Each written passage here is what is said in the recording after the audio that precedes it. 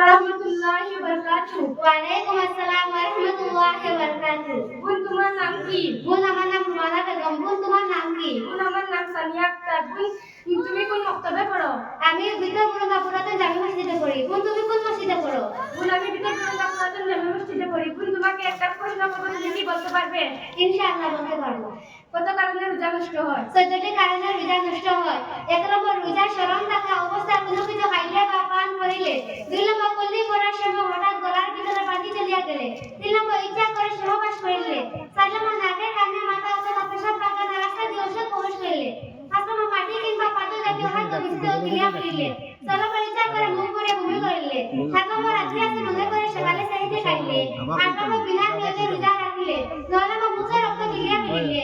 10 নম্বর পূর্বশত খাইয়া পয়সা দিতে হবে খাইলে। 11 নম্বর মাছ খাই হাতে রুমাল হইলে। 12 নম্বর সূর্য না ডুবা অবস্থায় ডুবিয়াছে মনে করে ইফতার করিলে। 13 নম্বর বিমার ওষুধ খাইলে।